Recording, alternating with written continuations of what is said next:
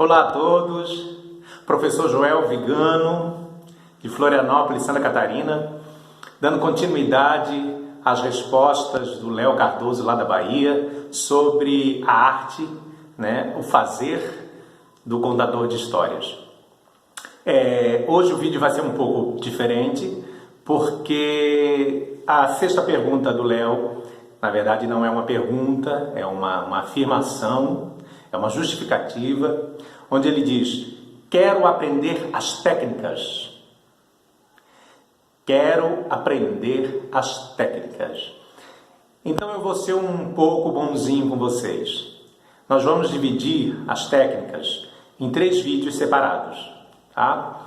Porque quando se fala de técnicas para um contador de histórias, você fala de técnicas vocais, para trabalhar a questão da voz, da impostação, da entonação, da intenção, do falar claro, do contar realmente, Um bom contador de história que não sabe lidar com o seu aparelho fonador, seu aparelho de fala, fica complicado, A não ser que ele escolha contar histórias em libras, em linguagem brasileira de sinais, ou um outro formato de contação que não seja a oral, Mas estamos falando especificamente do contador de histórias tradicional, que é onde ele usa a questão da fala, a questão da voz, para poder se comunicar com a plateia. Técnicas corporais, como trabalhar o seu corpo antes e durante a contação de histórias, e técnicas visuais, que na verdade são mais para a questão da apresentação. Tudo acontece na hora. É planejado antes, mas acontece na hora. Se funcionar, ok. Se não funcionar, paciência, porque muita coisa não depende do contador de história, Hoje, então, a gente vai falar um pouco sobre a questão da técnica corporal. O vídeo está um pouco diferente, Está um pouco longe. Por quê? O modo como eu estou vestido, quando eu tomei posse como acadêmico da ABCH, a Academia Brasileira de Contadores de Histórias, a gente recebe então uma toga, uma capa, ou como vocês acharem, gostam de chamar. A Claudete Terezinha da Mata chama de parca, Então a gente recebe uma parca, a gente recebe, aliás, ela tem um capuz, que está toda um clímax, para contação de história e tal, uma camiseta, mostrando de onde você veio, e uma medalha, eu acabei esquecendo de colocar, estou colocando agora, enfim. Então eu sou um típico contador de histórias da Academia Brasileira de Contador de Histórias. Isso tem a ver com técnica corporal? Tem.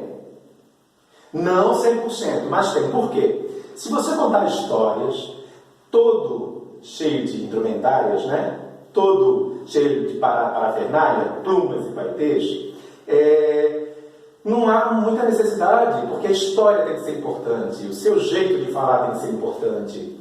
Então, quando você se enche de plumas e paetês, você quer ser mais importante que a história, e isso não é. O valor de uma contação de história não é o contador, já falei isso em outros vídeos. É a história e a própria forma com que você faz a história chegar na plateia.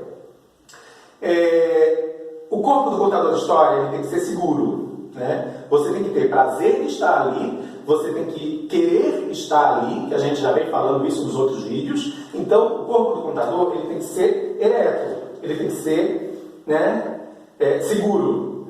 E como é que eu me mostro seguro na apresentação?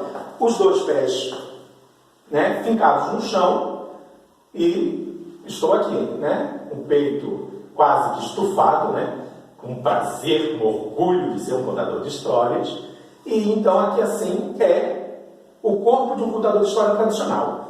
Esse aqui é a postura que você tem que ter inicialmente, tá? É assim que você se apresenta, é o seu cartão de visita. É assim que você chega no local da apresentação, da contação, da performance. As suas mãos, vou deixar aqui a colinha.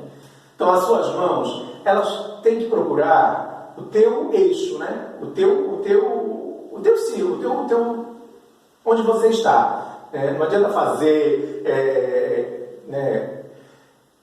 movimentos acrobáticos, né? Acrobáticos, enfim, de acrobacia, de circo, né? De circo de soleil, ou passos de balé Bolshoi. Não é o nosso métier, não é assim que a gente fala, não é a nossa linguagem. O contador de história ele tem que ser uma coisa mais precisa, né? Menos é mais. Então ele tem que ter mais aqui assim, aqui, sabe? A fotografia fica até mais bonita, né? Você não precisa exagerar muito. O teatro, sim. O teatro, sei ou não sei, você tem que ser todo cheio de expressão. O contador de história, não. A mão dele tem que ser quase que dançando com o que ele está contando. E a mão dele não precisa explicar o que você está contando. Tipo, por exemplo, era uma vez uma criancinha pequena. Olha só, você está falando criancinha, já dá a intenção de ser uma coisa pequena. Você colocou a palavra pequena, criancinha pequena, e ainda fez o gesto assim, né? Não, porque as aves voavam. Você não precisa fazer isso aqui. Você não precisa fazer esse exagero de apresentação, de presença, né? Você não precisa dizer, percebam, olha, eu estou aqui. Não precisa, né? E as aves voavam, né? Voavam no céu, creio eu, né? E as aves voavam, sabe uma coisa, né? E as aves voavam, sabe? Tenta trazer para você a atenção de forma que não seja exagerado, que saco ver o contador de história fazendo contação desse jeito, né? Então, assim, estou aqui, estou presente. Era uma vez, ou certo dia, ou vou contar para vocês. Então, quase que aqueles mascarados de Veneza, né? Aqueles personagens que ficam no Carnaval de Veneza. Eu, graças a Deus, tive o prazer de ir até Veneza, fui até a Itália trabalhar e conheci o Carnaval de Veneza. Tem nada a ver com o Carnaval do Brasil, tá? Então, assim, eles colocam máscaras e ficam passeando pela rua, né? O mágico de tudo isso é que você não sabe quem está por trás das máscaras. Pode ser seu parente, pode ser seu amigo, pode ser, né, o seu namorado que disse que foi trabalhar e não foi, e está ali toda vestida com uma máscara passeando pelas ruas de Veneza, pela praça, né, onde acontece o carnaval, e você não sabe quem é. Essa é a mágica do Carnaval de Veneza. Você não sabe quem são os mascarados. Então, e eles têm gestos muito pequenos, sabe? Muito delicados. Digamos assim, a contação de história tem que ser uma coisa delicada, ela não pode ser muito agressiva. Não tem necessidade, né? Não é prazeroso. Um ato agressivo não é prazeroso, tanto para quem faz e tanto para quem recebe. Então, quanto mais delicado, quanto mais pequenino, a coisa fica mais gostosa, né? Então, meu corpo está aqui, minha mão está aqui, e o meu olhar, ele tem que ser aqui, aqui e aqui. Olha o olhar do contador. Então tem pessoas aqui, eu estou contando aqui, e vou contando assim, e vou contando aqui. Eu nunca faço isso aqui. Isso no teatro funciona em algumas cenas. Se você tiver justificativa, isso aqui no teatro funciona. Jamais se conta histórias de costas para o público, virado a cabeça para o público. Então você procura sempre olhar para o público, dizendo para ele, olha, né? Escute que história bacana que eu estou contando. Então isso são técnicas corporais que você trabalha antes da contação, para que você crie o hábito de ter essa postura, né? Nada contra os contadores de histórias que viram cambalhotas, né? Que façam espacate ou que façam polichinelo ou qualquer outra coisa. Se a contação de história necessita e precisa, pode fazer, faça. Você acha que vai ser engraçado? Faça. Voltamos naqueles vídeos que eu falei para você. Faz, espera o retorno do público, o que ele vai dizer, se foi bom, se não foi, se foi de mais, se foi de menos, e você vai cortando, podando e vai trabalhando a sua história. Eu, particularmente, não tenho nem estrutura física e corpo para isso, né?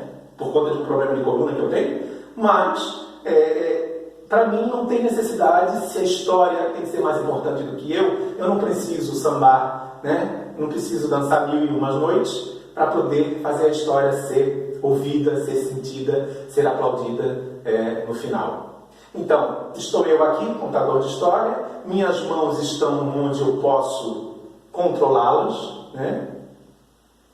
E o meu olhar está parabólico, né? Ele está aqui, depois eu vou aqui.